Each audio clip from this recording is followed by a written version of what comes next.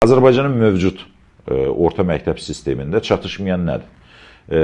Azərbaycanın mövcud təhsil sistemində həm müəllimlər attestasiya olunur, müəllimlərin kifayət qədər biliyi, güya test vasitəsilə yoxlanılır və həm də şagirdlər ali məktəbə imtahan verirlər və imtahan verdikcə də ixtisaslar seçirlər. 10 ixtisas, 9 ixtisas, 8 ixtisas və ən sonunda gəlir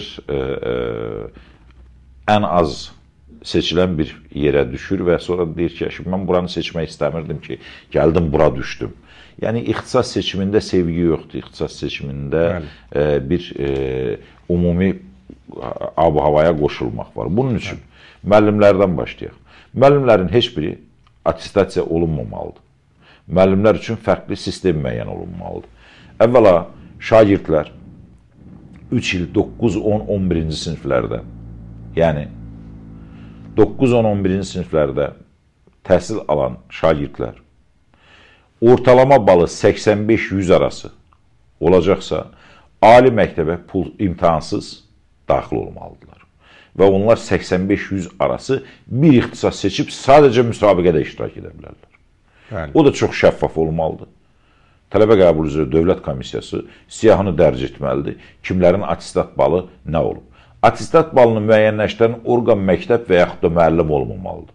Attestat balını müəyyənləşdirən vahid imtahan mərkəzi kimi Dövlət İmtahan Mərkəzi hər fənn üzrə konkret dönəmlərdə imtahan keçirilir və o balda kompüterdə yerləşdirilir və hər bir şagirdin bazası yaradılır orada.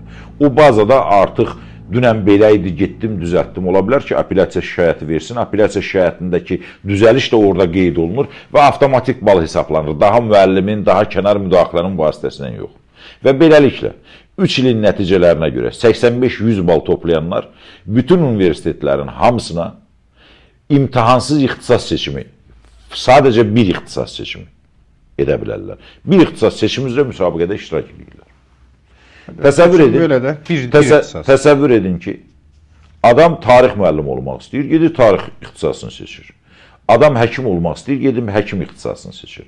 Müsabiqədən keçə bilməyənlər üçün müsabiqə dövrü bitəndən sonra bal müəyyən olur, orta keçid balı. Məsəl üçün, hüquq fakültəsinə orta keçid balı 100 bal müəyyənləşib. Tutaq ki, hüquq fakültəsinə 25 nəfər tələbə qəbul olunurdu, yalnız 25 nəfər 100 bal toplayanlar olur.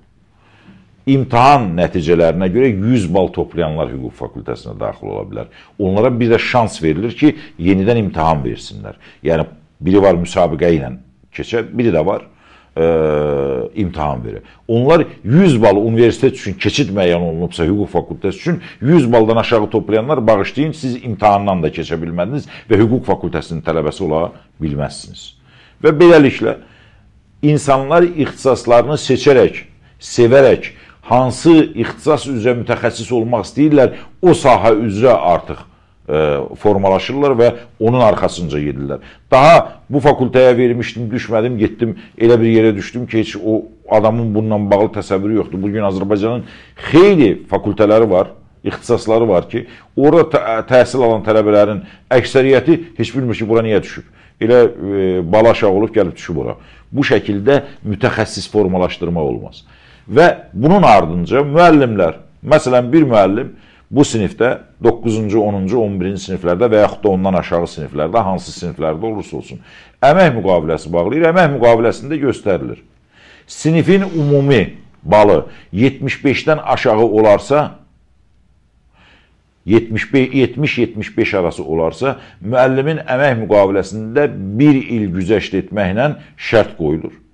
Və deyilir ki, bu sinifin ümumi səviyyəsi 75-dən aşağı olduğuna görə sizlə əmək müqaviləmizə xitam verəcəyik. Sizin pedaqoji imkanlarınız və yaxud da savadınız bu sinifin ümumi səviyyəsini qaldıra bilmir.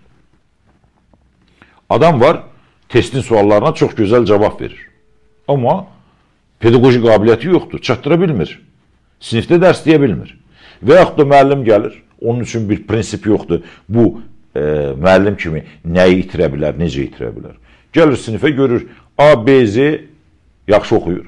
Bunlara deyir ki, siz mənim yanıma repetitorluğa gələrsiniz, qalanları ilə də gününü keçirdir. Amma sinifin ümumi səviyyəsinin balı müəyyənləşsə, Dövlət İmtahan Mərkəzinin keçirdiyi sistemlə, sinifin ümumi balı 75-dən aşağıdırsa, bağışlayın sizin əmək müqavilənizə xitam verilir.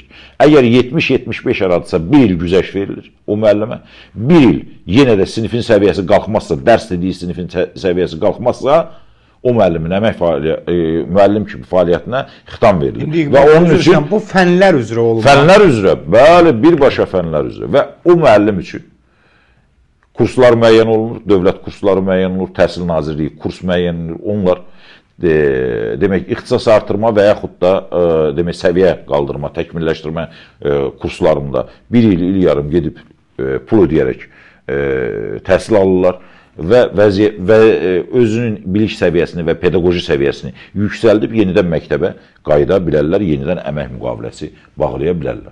Əks təqdirdə 70-dən aşağı olanda isə avtomatik olaraq ləğv olunur. Bir dəfə ləğv olunan müəllimlərin, əmək müqaviləsi ləğv olunan müəllimlərin təkmilləşdirmə kursundan sonra ikinci dəfə də demək balları aşağı olacaqsa və sinifin ümumi səviyyəsi qalxmayacaqsa, demək müəllim əmək fəaliyyətinə xitam verilir və onun müəllim işləməsi üçün perspektiv görünmür. Çünki bu adam özü savadsızdır, necə işləsin? 70 məktəblərdə 85 qeyd etdik ki, 85-100 bal toplayanlar imtahansız bir ixtisas seçimi üzrə ali təhsil alırlar. 85-75 bal toplayanlar kollec və liseylərə bir ixtisas seçimi üzrə avtomatik imtahansız daxil olurlar. Yaxşı, bəs istəməsə kolleci? Kolleci istəmir, bir dəfə imtahan vermə hüququ var. Müsabiqə bitəndən sonra hamının imtahan vermə hüququ var. Amma yenə də deyirəm, tutaq ki, hüquq fakültəsinə 100 balla daxil olublar, filologiya fakültəsinə orta balla 90-la daxil olublar, şərşünaslıq fakültəsinə 95-la daxil olublar, jurnalistikaya 87 ilə daxil olublar. Zaten 85-dən aşağı olmur. İmtahan verənlərin nəticələri orta balın miqdarında olmalıdır. Əks təqdirdə qəbul olmayacaq. Çünki bu adam 100 balla daxil olub, sən gəlib 85-lə daxil ola bilməzsən burada. Ki, indi Azərbaycan məktəb universitetlərində bu problemlər çox ciddi problemlərdir. Onların heç birinin sənə şans tanımırıq, sən olmayacaqsın deyil. Lakin 85 bal arası bal toplamsansa, kolleclərdə, liseylərdə, texnikumlarda sən bir ixtisas seçib təhsil ala bilərsən, müsabiqədən keçməlisən və salam. 75-dən aşağı toplayanlar, 50-yə qədər bal toplayanlar isə texniki peşə məktəblərində bir ixtisas seçib, gedib rahat demək, o ixtisasın sahibi olub təhsil ala bilərlər. Kim istəsə belə, 50 bal toplayan hətta belə istəsə belə, o da ali məktəbə sənəd verə bilər. Ali məktəbdə Dövlət İmtahan Mərkəzinin müəyyən etdiyi bir dəfəlik demək sistemdə iştirak edib bundan əvvəlki müsabiqənin keçid ballarının ümumi nisbətinə uyğun bal toplayarsa təhsil almaq hüququna malikdir.